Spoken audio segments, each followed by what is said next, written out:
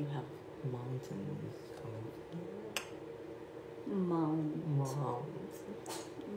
Mount coffee.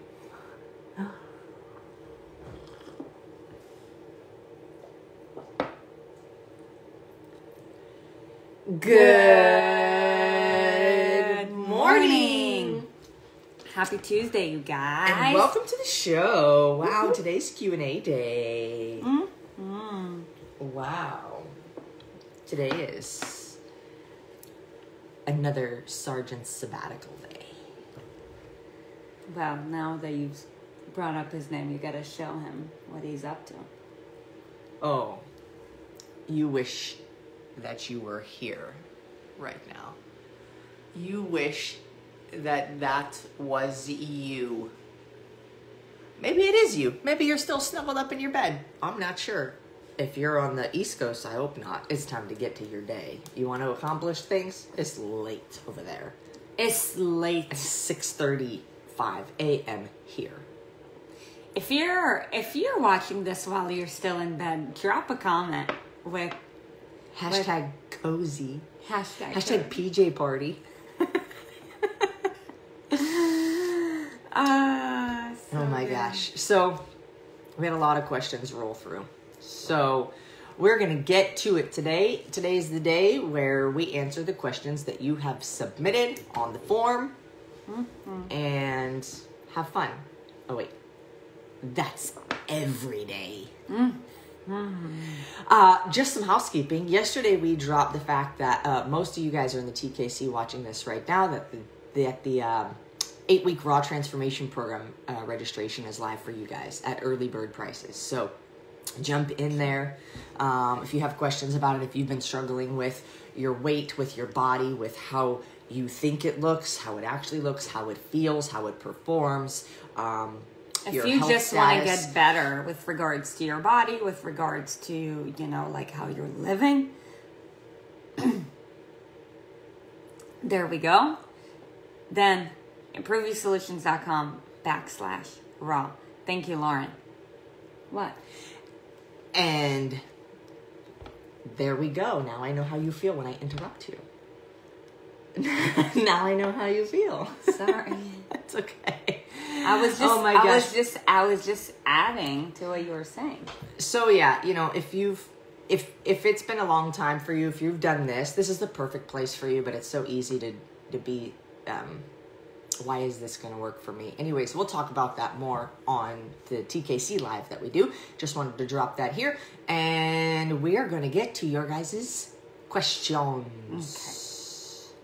Okay. We have Lulu. I love that name. Lulu W. From Toronto, Canada. How to calculate macros, ? How do I know how to distribute macros for meals and the breakdown for specific amounts for each macro? Say if my total is $18.90, how much for each meal and each macro? What does it look like for the breakdown in grams or ounces? Help. All right, Lulu, great question. So, with regards to macros, the breakdown of it will be individually determined. However, where you want to start is from what's called like the general guideline of 40-30-30. Okay? In a sense where 40% of your calories are coming in from protein, 30 are from fats, 30% are from carbs. However, on an individual basis, that may look different. And that is why, you guys, we don't teach macros because it gets so confusing. However, Lulu, if you're like an elite athlete and you're like, I've been so consistent with my eating, I just want to be dialed in, whether you're depending on your goals, you might need more carbs, you might need more fats. I'm not really sure, depending on your preferences too, but the general guideline is 40-30-30. Okay, so it's just a matter of reverse engineering. Can I jump in real quick? Yeah. Because as much as like I would like to answer this question for the purpose of your asking and give you numbers, I kind of don't. Because it adds to the confusion. Because Lulu, where did you get 1890 from? Where did the 1890 come from? I believe if somebody would be using macros, like if you're talking about, if you're a high performing athlete, this question wouldn't be asked on this page. And I feel like it's more of a I struggle with it. I really struggle with it because we talk about macros. For those of you who don't know, macros is short for macronutrients, and macronutrients are the very large calorie nutrients that are proteins, carbs, and fats. And this whole thing is tossed around, and Sarit's calculating numbers, and great. But all this tossed around, and it's like you could manipulate them any way you want. The bottom line is whatever number she calculates and gives you, the bottom line is that if you struggle in your mind and you get obsessed with the numbers and you are inconsistent regardless of what numbers are used, it's absolutely useless what number she's going to give you. Now, with that being said, I have no idea, Lulu, where you're coming from or, what place you're in, what your mindset is regarding all of this. And I'm actually surprised you're writing all these numbers out. Like, I get it as far as education goes, but it just kind of adds to, well, I want to just add value to her question. Like, we gave our 2 cents with regards to the fact that it's confusing because... Hold on. Okay, so let's read it. How to calculate macros is a very broad question. And the reason that I think that the macros are not going to help is because of that broad question. I don't think it's going to help either. Right. So then how do you know how to distribute macros? For what purpose? How to distribute, that will be different. How to distribute for what purpose? So right. You gave her percentages. I'm like, we don't even know the purpose. The baseline is 40, 30, 30. And by the way... for what purpose? What's the intention between 40, 30, 30? That's just like the general macro guideline. For what? Overall health? I would disagree because my point is that in order to be overall healthy, it has nothing to do with macros. But I just want to get down to her question. I see where you're coming from. I see why you're challenging me. and I agree with you 100%. So look, you guys, the point is, and this is why we say all the time, Lulu, I want to get to know you better because I can only assume that if you're focusing on macros, you're focusing on the wrong thing. Okay? But I can't make any assumptions because let's say if you're already fully disciplined, you've been consistent with your eating for the last 100 days. By the way, if you were consistent with your eating for the last 100 days, you probably wouldn't be asking this question. Unless you have some kind of performance goal. And if you have some kind of performance goal, then the baseline that I gave you is a good place to start, but it's probably going to have to shift. So we need to know more information. However, with regards to a macro distribution, the general guideline is 40, 30, 30. And I just realized, you guys, that when I said 40, 30, 30, initially it's 40% fat, 30% carbs, 30% protein. Okay, so just dividing the overall, whatever your daily caloric intake that was given by 0.4, 0.3, 0.3, that ends up being per day 84 grams of fat, 142 grams of protein, and 142 grams of carbs. I hope that helps. I would like to say something in regards to people's comments. Some people are saying, I'll stick with my hand-sized portions. Some people are saying I really struggle with the hand-sized portions. So I would like to speak into that. Lulu, if you don't know, we're very big on, you know, hand-sized portions. For one, your hand comes with you everywhere you go, hopefully, if you're lucky enough. And, you know, it gives you it gives you permission to not have to be perfect. Now, the people who struggle with hand-sized portions are the people who, A, are not going to have integrity with their portion and know that they're going to go over, but they can justify it because, oh, it's almost. Or B, are trying to be perfect. So you say you struggle with the hand-sized portions, but would you struggle counting macros all the time too? Let me tell you something. Hold on. Sorry. Is that like, what's like, there's a struggle either way. So figure out the one that is going to help you to be more consistent in the long term. You're going to, like, my question then is, do you want to count numbers for the rest of your life? Like, do you want to count? Do you want to weigh out your food? Do you want to get the grams? Because if we go all the way into this question, how much macro for each meal and what does the breakdown look like in grams and ounces? That's at least four different metrics you're asking for per meal. So, you know, if like, do you want to be a mathematician and a scientist all day, every day? Because if you say you don't have time to do things, but you're going to have time to count numbers and measure stuff, then it's still going to be a struggle. It's just a different kind of struggle. Right? Yeah. It's like either I'm counting numbers all day, all the time, and then eventually I'll get sick of it. And then what happens when you're not counting numbers is you have no accountability. Fuck it. Yep. So this is the struggle that we have. And as much as we want to answer this question to give you the value that you're looking for, we did. Yeah. I think that the true value is in saying, how about we figure out how you can be consistent and just be a little bit better than you are being right now, regardless of what that is. For one, what are the goals? What's the purpose? What's the actual intention that you have for wanting to count the macros? Like, are you wanting to lose weight? Are you wanting to gain muscle? What's the primary goal? Primary. Everybody wants to lose weight and gain muscle, but what's the primary goal? What are you currently doing?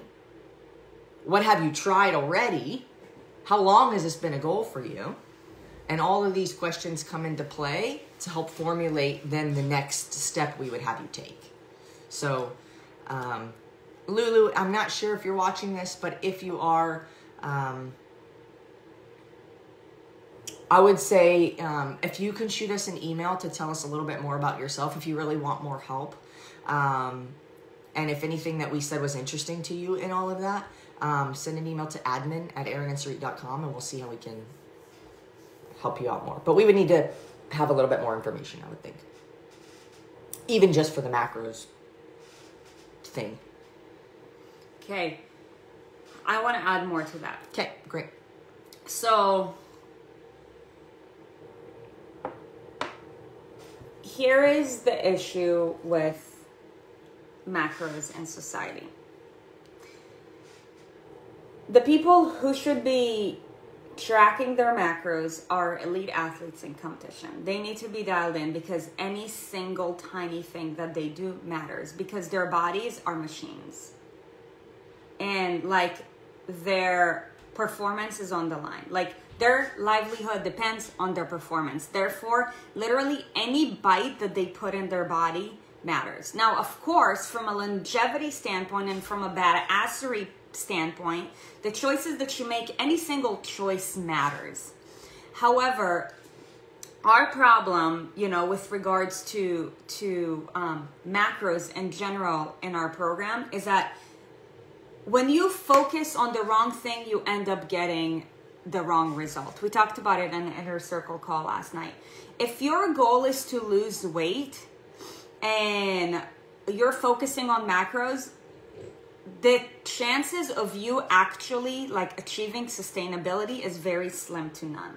Because the reason why you have to lose weight is because there are so many other elements to your life that you have to figure out with regards to your environment, with regards to your mindset, with regards to all the false information that you've been told before, with regards to the habits that you need to develop and the habits that you currently have that you need to tweak, and with regards to an increased level of discipline. So if you focus on the wrong thing, if you want to lose, let's say 50 pounds and you're like, I'm gonna track my macros, I guarantee you can be dialed in, but I guarantee you that there's no way in hell that you're going to keep up with it. Yeah, the biggest issue I know I experienced myself and what I've heard from the people that we've coached is, for example, this isn't everybody, but let's just take MyFitnessPal because it's a lot of people. MyFitnessPal, when you're logging and you're tracking things, you stay accountable. Of course, you're going to get results if you have structure. You're going to get results if you have accountability. You're going to get results if you have a plan. But when you're doing it in a way that creates dependency on the very thing that it is you're doing, meaning if you were to stop doing it, you would completely just go back to your old habits. What is the point in starting? You see? It's good to have accountability. It's good to have a plan. It's good to have structure. It's good to have clarity. But if you're doing it in a way that requires you to keep doing it in order to keep getting the results, then is that something you can keep doing for the rest of your life that you would be happy about? Mm-hmm. So that's the main target. Yeah. Find the way that is sustainable for you to continue getting results and maintain. And this is all about becoming a different person. It's not about macros. Say you weigh 200 pounds. The 200-pound version of you, their habits, their morning routines, their evening routines, their schedule, their mindset, their thoughts, the things they listen to, that's what got you to be a 200-pound you. There's 35 or 140-pound you. That person is a different person. That person thinks differently. They use their time differently. They use their money differently. That person spends time with different people. That person has different lifestyle habits. And you have to take this person and transform it into this person to maintain the results that you got. So what's the path that's going to take you from the person you are now to the person you need to become to maintain where you want to be? Yeah. Golden question. I think that was more value than Lulu was asking for. And I want to add something else. If you have a weight loss goal, what you need to focus on is building habits, not macros. Macros have nothing to do with building habits. Macros are for people who have already established all their habits. Okay, they're elite athletes, and let's say they have a competition coming up and they're like, I'm trying to break my 800-meter race by 2 seconds. What do I need to do? So then we tweak macros just a little bit and we test to see whether that will increase the performance or not. That's why the numbers are small. And then some of you guys said, that you're struggling with the hand size portions. I'm like, imagine how most people doing macros are.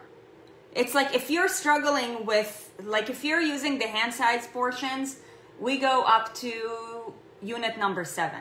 If you have a hard time with 1, 2, 3, 4, 5, 6, 7, then now I'm giving you a number of 142. Dude, that leads to overwhelm. So when it comes to weight loss, you guys, or not just weight loss, but body comp in general, it's not about information. It's about application. Once you've applied for, a very consistent amount of time, for a long time period, not a week, not even a month, probably a year or more, and you're like, you know what, Sarit, currently I can do 50 kettlebell swings unbroken. Wonder if, let's say if I was to, if there was something that I can put in my body that can help me to bring it up to 60 over the next 4 weeks. Sure, then we take a look. Focus on the wrong thing, but it's very specific and very minimal. Right. Focus on the wrong thing, you end up getting the wrong result. And that's what frustrates me because let's say somebody that you idolize is an elite athlete and you want to look like them. I'm like, dude, they don't live like you. You have no idea their life. But you think that because they idolize you, you want to do what they do. I'm like, no, they eat differently than you, they train different from you, and they sleep differently from you. Everything that they do is completely different because they are living their lives as if their body is a machine, and you should too. But the elements of your life are different than theirs. Now, I'm not saying that, if you're striving for some kind of big goal, then yes, go for it, but take it one step at a time. So meet yourself based off of where you are right now. Don't try to, do what somebody that you idolize is doing until you have the entire piece of the pie. And when you look at all of the elements, if you have all of the information, then yes, you can model what works. But the question is that what you really want? Why does it matter? If it's not important enough for you, then guess what? You're not going to spend a lot of time doing it. Okay, I'm done. But Lulu, I hope that these numbers help. 84, 142, and 142. Aww. All right. Kayla Hafley. So, Kayla Hafley from Virginia. Hey ladies, thanks for the last 4 months of my life. Healthiest I've been, mind, body, spirit, in years. Just curious and throwing out a mindset question. I would be interested to hear how you all talk to yourselves about the really tough times, losing a loved one, grief, etc. Do you change your perspective to positive, or do you allow yourself to feel the pain and then move to positivity? Wow. How do you talk to yourself about life on life's terms happening? So basically, when things go a way that you would not prefer and you do not have control over it, is basically what I'm hearing. How do we talk to, what's our internal self-talk? That's a great question. What is our internal self-dialogue when things like that happen? First of all, things like that are always going to happen to every single person in this world. It doesn't matter. You see somebody uber successful, they have the same problems. It doesn't matter. Maybe not the same exact problems, but the same opportunity for response to things that don't go well. Everybody loses loved ones. Everybody has decisions to make. Everybody experiences natural disaster of some variety. How do we respond? What's our internal dialogue when it comes to that? Do you want me to answer first? Yeah. Okay. So this is what I do. And I'm not sure if some of you guys were here a couple months ago when we had an incident with, we call it Hurricane J, but this is literally like how we went about it. So the first thing, like when something tragic happens, you gotta feel the pain. You gotta let it out. You gotta release it. Okay? So I take the exit sign. I feel the pain. I do what I have to do, but I give myself permission and a timeline to snap out of it. Because you can hit a slippery slope. Once you feel what you have to feel, but don't dwell on it for too long. For example, you're like, okay, I give myself until, let's say, the next 2 days or the end of the week to feel what I have to feel. and then I have to get back to whatever. Because the reality is that for those of you guys in the UTA, I made a video about it yesterday. Be like a rolling stone. Because when you stop activity, you stop momentum. And that's when you're going to start dwelling over things. And that's when the stone's going to start moving backwards. So you always have to stay in action if you want to be productive, okay? So I feel what I have to feel. I give myself permission with a timeline of you've got however long to get your shit together and feel what you have to feel, but you got to get back to business, okay? And then as I'm feeling everything out, I ask myself, for one, I do everything that I can to take ownership with whatever I need to take ownership. So I ask myself, do I have any control over it? Because here's the thing, you guys, if there's some things in life that you have no control over and you catch yourself dwelling on it for too long, then you're really just wasting your life and your days away. Because yes, you can feel it out, but how long are you gonna feel it out if it's out of your control? Because a day that's gone is not a day that will ever come back, and life is so precious. But you know, if there is something that's within my control, I ask myself, what is the lesson or the gift from this so that I can apply it in the future? Mm-hmm. So 3 parts to my answer. I hope that helps. Yeah, I was thinking about my process for all the Canadians in the house, my process. And I was like, what do I do? And like Sarit said, like, it's important to feel it. It's important to acknowledge that you're feeling something. It's important to acknowledge that it's a feeling that we would put a negative energy onto because it's not good. And, you know, personally, just for myself, I make sure that I take any necessary action that I need to be taking in regards to what I have control over. Is there any physical action I need to take to smooth the situation, either externally or internally? Is there any action I need to take? I take the action. I'm okay with feeling sad. I'm okay with feeling frustrated. I become okay with feeling upset.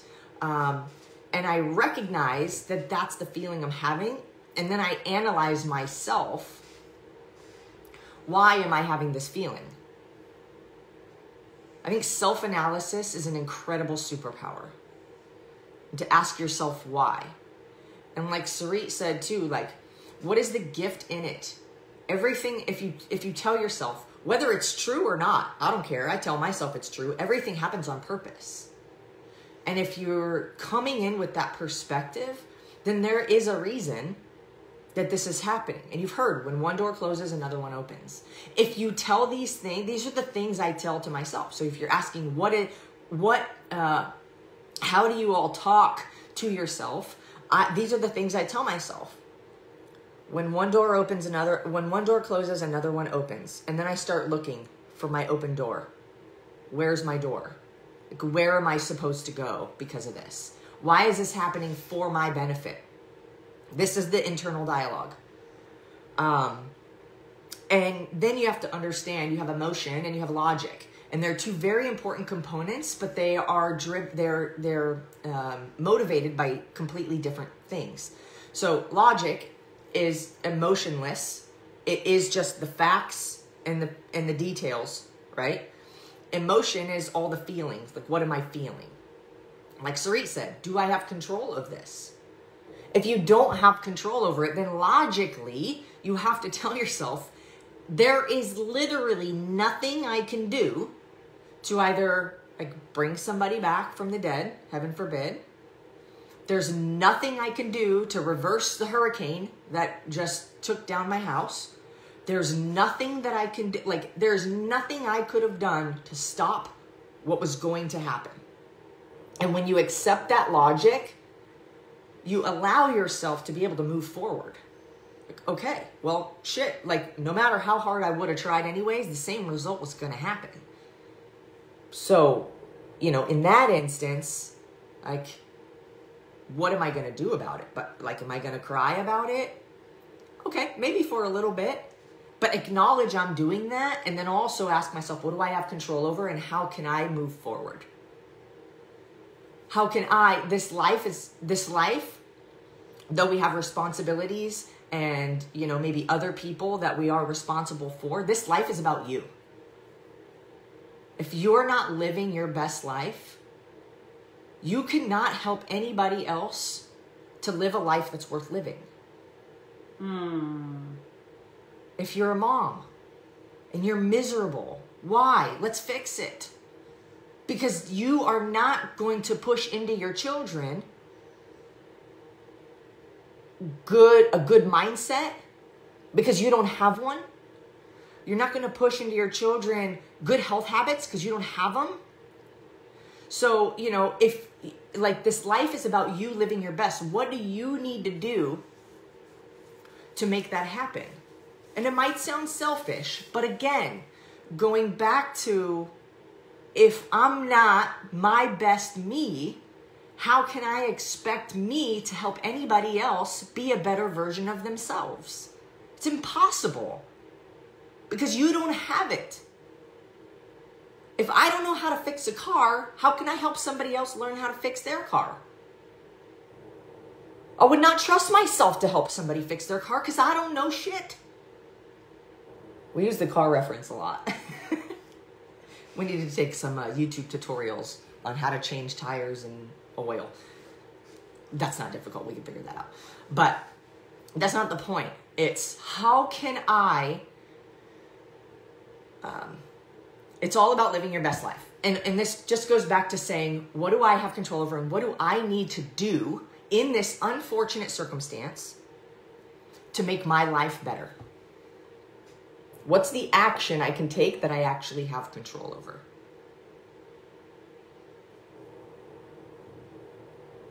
Yeah. Right? It's important to feel because that's the only way you're going to acknowledge and be able to analyze, hey, okay, I'm feeling this. Like, if you just try to sweep it under the rug, shit's going to stays dusty in there. You got to clean it out. And sometimes, you know, that's like what therapy is good for. I think any person can benefit from therapy. We're all fucked up.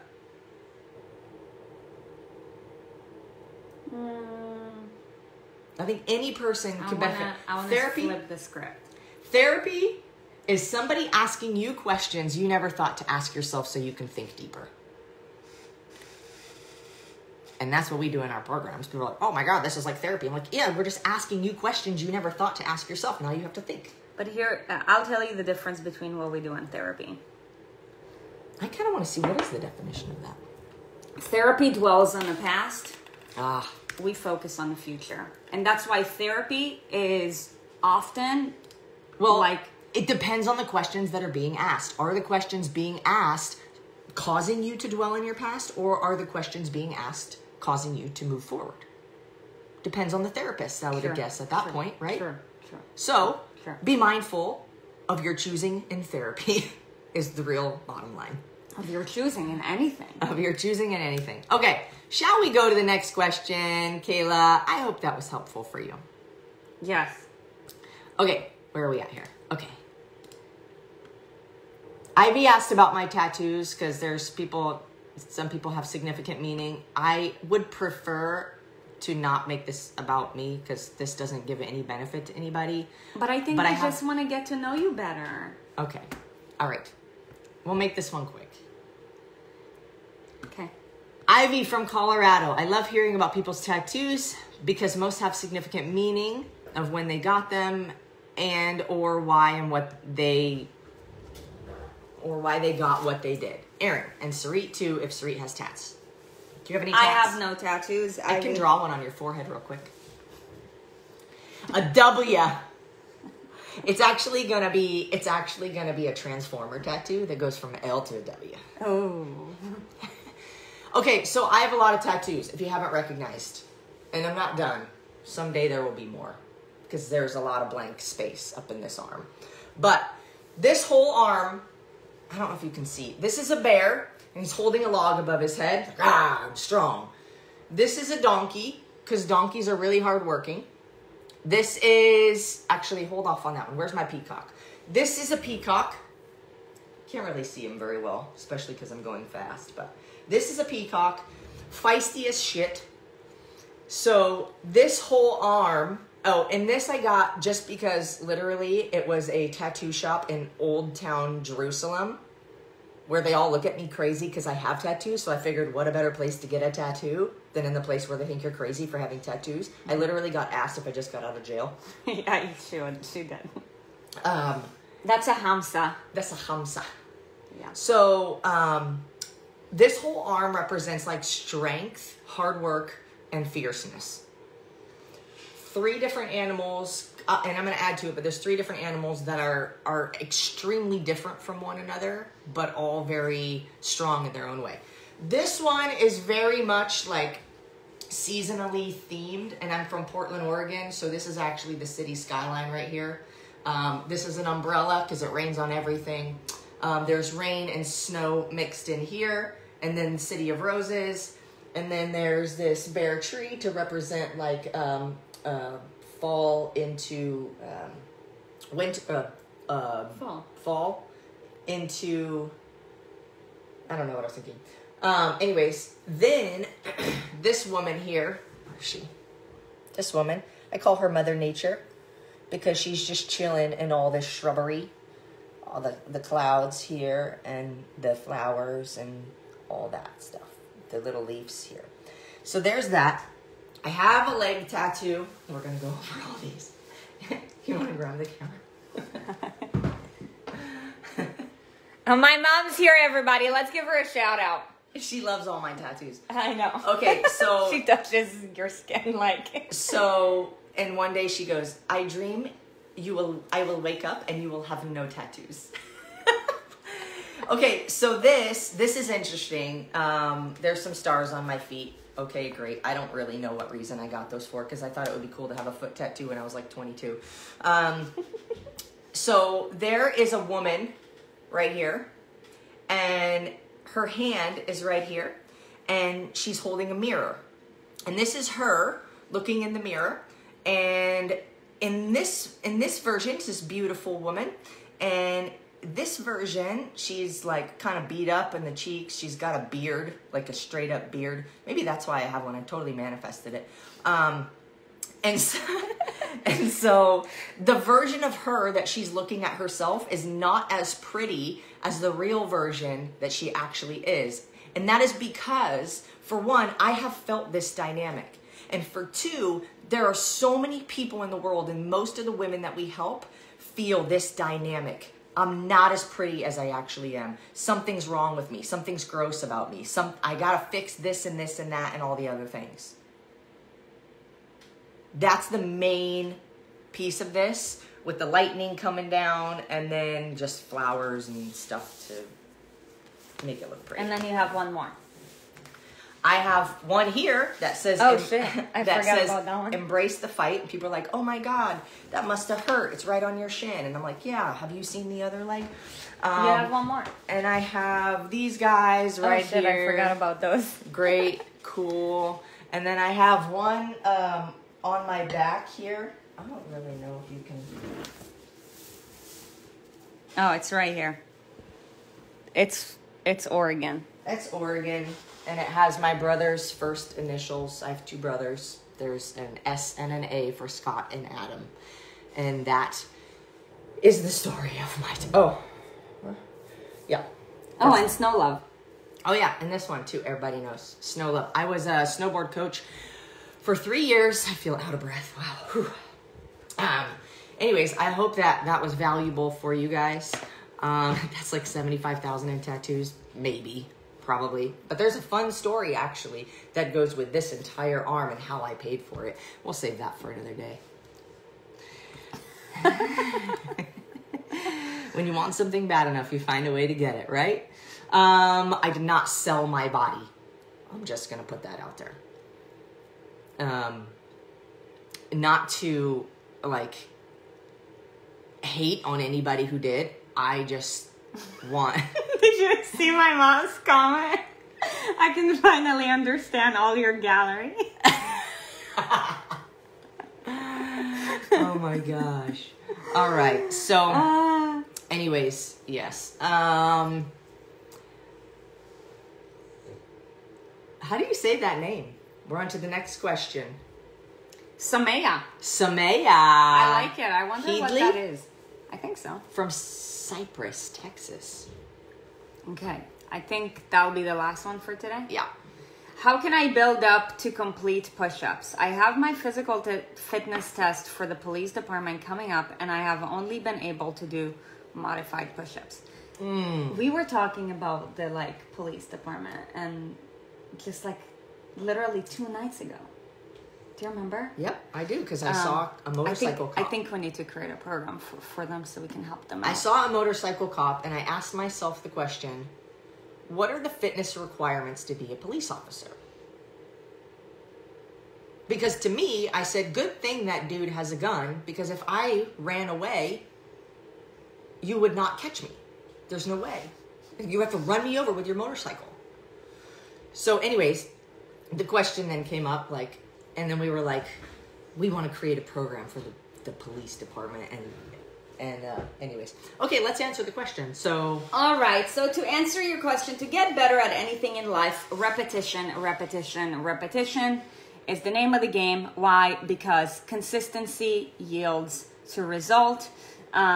So currently you are doing modified push-ups. I can only assume that means from the knees.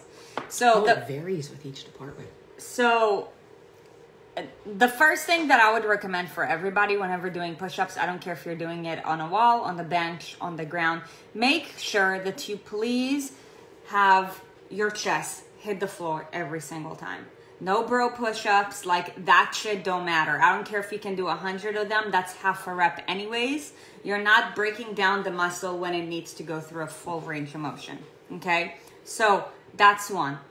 Now my question to you is, how many can you do unbroken on your knees right now? Okay, so chest to the floor. Yeah, when you hit your chest to the ground. Okay, so the first thing that I'll have you do is work up to an unbroken set of probably 20 or 30 before start modifying even more. After that, once you get to your chest hitting the ground for 20 or 30 reps, then the next thing that you'll want to do is you'll want to get up on your feet, okay, in a plank position, hands under your shoulders, but you'll want to decrease the range of motion. So I would say you want to decrease the range of motion, and the way that you do that while practicing integrities, maybe have 2 pillows or something, okay? So make sure that your chest hits the ground.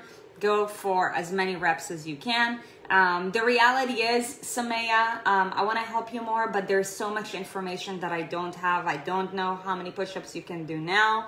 I don't know what range of motion you're using. I don't know what the police department requires. But as far as a push-up progression goes, get up to 30 from your knees, full range of motion, then go on your feet, raise the floor. When you can do at least 10 unbroken, let's say with 2 or 3 pillows, then lower it to, let's say, 2 pillows, where you achieve the same amount of reps, to 1 pillow all the way to the ground. That will take some time to develop. Honestly, it'll take a couple of months. That's why I say, if you want more speed with it, practice consistency. I would say, make sure every morning when you wake up, do your set of push-ups. Yeah. That's it. Yep. Wow. There's no opinion on that. That's a great okay, strategy. She's here. Hey, so work up to 30 first. 30 chest to the floor. Mm-hmm. Yeah. And if you have any more questions, please email admin@erinandsarit.com. I'm curious, are you following any of our training programs? Are you currently doing the burn zone? If not, I highly recommend that you do. If you just joined our community and you're on the Rise Above, awesome. By the way, for those of you guys who will be joining the Raw Transformation, you will receive the Burn Zone as a gift, as part of your training programs. There's a few training programs that we offer for that. The Burn Zone is one of them. Now, if you already do, if you're already but I already have Burn Zone 1, then just let us know and we will gift you the next Burn Zone. You guys, if you don't have the Burn Zone and you're not in the Raw and you are just interested in more, it's improveviewsolutions.com/burn zone. Burn Zone. Burn Zone. Burn Zone. It's yes, really it's fun. gonna burn. It is really fun. We do a lot of push-ups in Burn Zone. All right, guys, that was a whole heap of fun. Tomorrow is Storytelling Wednesday. You guys want to see whatever our Wednesday. potato man? It's whatever Thank you, Wednesday Lord. tomorrow. Look at him. So good. All right, guys. Have a beautiful day. And TKCers, we will see you in just a couple of hours. Other than that, you guys, we will see you tomorrow at 6:30 a.m. Bye, guys. Bye.